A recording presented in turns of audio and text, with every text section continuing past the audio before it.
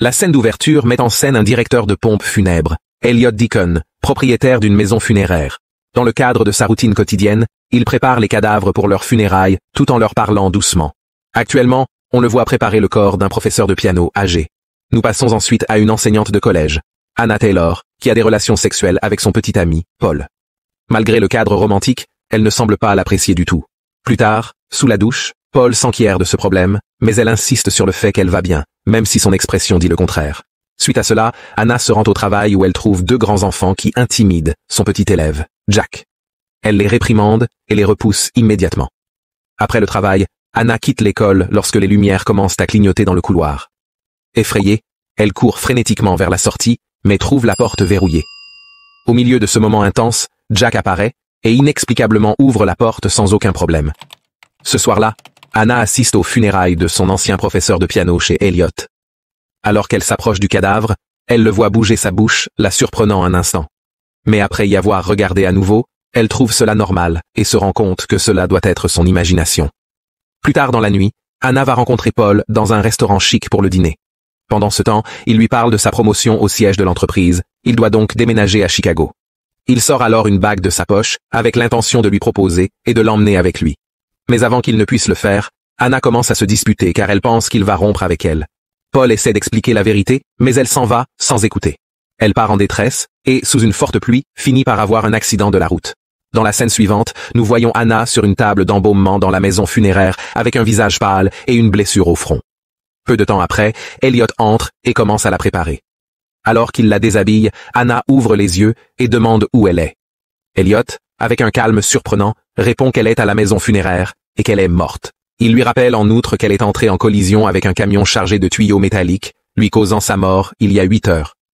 Confuse et terrifiée, Anna ne croit toujours pas qu'elle est morte, malgré les assurances du directeur des pompes funèbres, selon lesquelles elle est simplement en transition vers l'au-delà. Pendant ce temps, Paul se réveille chez lui et tente de contacter sa petite amie à plusieurs reprises. Cependant, les affaires d'Anna se trouvent désormais chez Elliot, qui ignore l'appel et les met dans un placard de rangement, aux côtés des affaires d'autres cadavres. Incapable de la trouver nulle part, Paul se rend chez sa mère pour savoir où elle se trouve. À sa grande surprise, maman révèle le tragique accident qui a conduit à sa disparition. De plus, elle lui reproche de la laisser conduire par si mauvais temps. De retour au salon funéraire, Elliot recoue les blessures d'Anna, et elle est perplexe de ne pas ressentir de douleur. Elle s'enquiert, mais il l'ignore, et lui injecte un médicament fictif appelé bromure d'hydronium, qui, selon lui, détendra ses muscles. Un peu plus tard, la mère d'Anna, en fauteuil roulant, arrive au salon funéraire pour la voir. D'une voix qui pleure, elle parle au corps d'Anna, lui demandant qui va prendre soin d'elle maintenant. Avant de partir, elle demande à Elliot de redonner à ses cheveux leur couleur naturelle, le brun. Plus tard, Anna se réveille et la retrouve seule dans la pièce. Elle rassemble suffisamment de force et s'assoit en position verticale. Elle se dirige ensuite vers le téléphone fixe, mais celui-ci ne fonctionne pas. À ce moment-là, Paul se présente au salon funéraire et demande à Elliot de le laisser voir sa petite amie. Malgré son désespoir, l'entrepreneur de pompes funèbres ne le laisse pas entrer car il n'a aucun lien juridique avec elle. En entendant la voix de Paul, Anna crie et frappe à la porte, mais ses efforts passent inaperçus. Paul se rend ensuite au poste de police pour rencontrer son ami, Tom, dans l'espoir qu'il puisse faire quelque chose pour le laisser entrer dans la maison funéraire. Cependant, un autre policier l'informe que Tom est parti en patrouille et qu'il reviendra bientôt. En attendant, Paul entre dans la fourrière de la police et s'assoit dans la voiture accidentée d'Anna. Pendant ce temps, il a une vision de sa petite amie, qui est soudainement interrompue par la main de Tom. Paul le supplie de faire quelque chose pour faciliter son entrée chez Anna, mais cette dernière est impuissante à cet égard. D'un autre côté, Anna erre dans la pièce et trouve un autre cadavre allongé sur la table. Ne voulant pas se retrouver dans un tel sort, elle attrape une paire de ciseaux et attend Elliot. Dès son arrivée, elle menace de le tuer, mais ce dernier semble imperturbable. Il prétend qu'elle est incapable de lui faire du mal car elle est déjà morte. Anna argumente, se demandant comment elle peut lui parler si elle est morte. À ce moment-là, Elliot révèle qu'elle est capable de lui parler parce qu'il a un don, la capacité de communiquer avec les morts. Il suggère en outre qu'elle abandonne la vie car ses funérailles ont lieu dans 3 jours, après quoi, elle sera mise dans un cercueil et enterrée pour toujours. Dans la scène suivante, Elliot prépare le corps d'une vieille femme pour les funérailles, lorsqu'il est rejoint par Jack, qui semble être au courant de la mort d'Anna.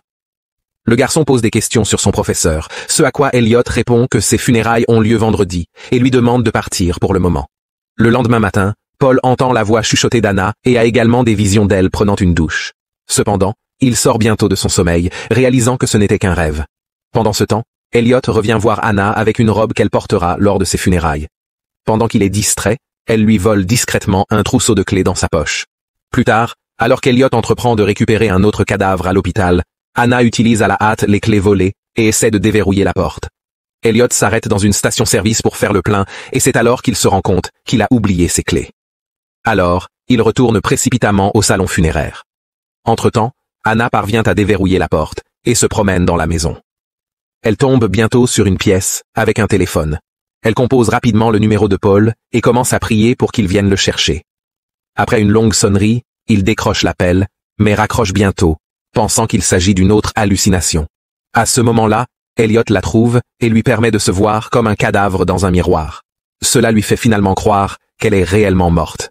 Au même moment, Jack, qui se tient juste devant la maison, remarque Anna, le laissant sous le choc. De plus, un autre événement suspect se produit. Anna soupire devant le miroir, ce qui provoque un brouillard de sa respiration. Cependant, Elliot l'efface intelligemment avant de le voir. Maintenant qu'elle est convaincue de sa mort, Anna cesse de résister à la préparation de son corps par Elliot et n'accorde aucune importance à ce qu'il lui administre. Le lendemain, Paul se rend à l'école d'Anna pour récupérer ses affaires. Alors qu'il est sur le point de partir, il est accueilli par Jack, qui lui dit qu'il a vu Anna au salon funéraire vêtue d'une robe rouge hier. Paul ne croit pas en lui et affirme qu'elle est morte.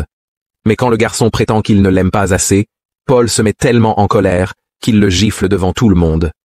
Au salon funéraire, un policier arrive pour voir le cadavre de son frère, qui est gardé dans la même pièce qu'Anna. Il demande alors à Elliot de le laisser seul avec son frère pendant quelques minutes. Alors que le directeur des pompes funèbres s'en va, la véritable intention de l'officier devient évidente lorsqu'il s'approche du corps nu d'Anna. Mais juste au moment où il est sur le point de la toucher, Elliot entre et lui demande de partir. Ensuite, Jack revisite la maison funéraire et se confie à Elliot sur ce qu'il a vu l'autre jour. En réponse, Elliot répond calmement qu'ils partagent tous deux la même capacité à communiquer avec des personnes décédées. Sur le chemin du retour, Paul se souvient soudain de la robe rouge qu'Anna portait le matin avant sa mort. Cela fait naître des soupçons sur le fait que sa petite amie pourrait être encore en vie. Il se précipite au salon funéraire, exigeant de la voir, mais Elliot refuse. Cette fois, Paul l'ignore et entre par effraction, appelant Anna. Il continue de la chercher jusqu'à ce que l'entrepreneur de pompes funèbres menace d'appeler la police. Paul se rend ensuite au commissariat et dit à Tom que sa petite amie est toujours en vie.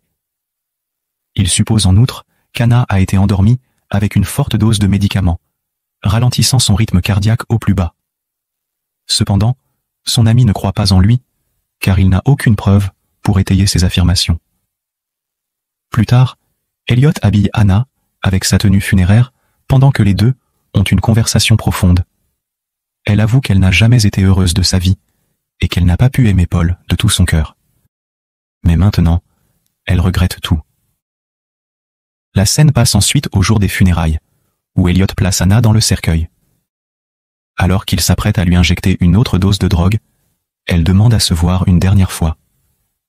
Il tend ensuite un petit miroir, et pendant qu'elle se regarde, elle remarque que son souffle se condense sur le verre. Cela lui fait comprendre qu'Elliot lui a menti tout le temps, et qu'elle n'est pas encore morte. En état de panique, elle tente de se battre, mais Elliot lui administre les médicaments, la rendant inconsciente. Plus tard, tout le monde se rassemble dans la salle funéraire pour rendre un dernier hommage à Anna. Peu de temps après, Paul apparaît également et lui met la bague de fiançailles au doigt.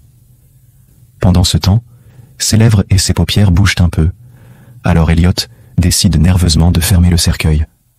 Après l'avoir enterré dans un cimetière, Paul, dévasté, commence à boire beaucoup.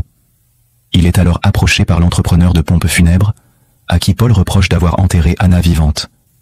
En réponse, Elliot affirme qu'il a peut-être raison, et lui dit d'aller vérifier par lui-même.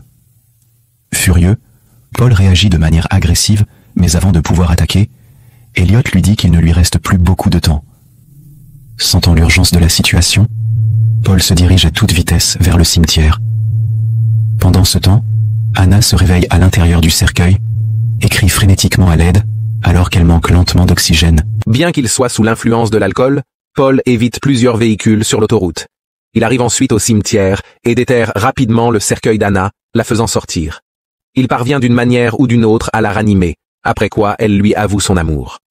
Au même moment, Paul entend des sons étranges et Anna explique que c'est le bruit des ciseaux d'Elliot coupant ses vêtements. La seconde suivante, Paul se retrouve dans la maison funéraire, avec Elliot debout au-dessus de lui, préparant son corps, comme il l'a fait pour celui d'Anna. Elliot lui révèle qu'il ne s'est jamais rendu au cimetière, à cause d'un accident de voiture qui l'a tué. Paul proteste qu'il est vivant jusqu'à ce qu'Elliot insère un trocard d'embaumement profondément dans son torse. À très bientôt pour une autre vidéo sur Mystère récapitulé.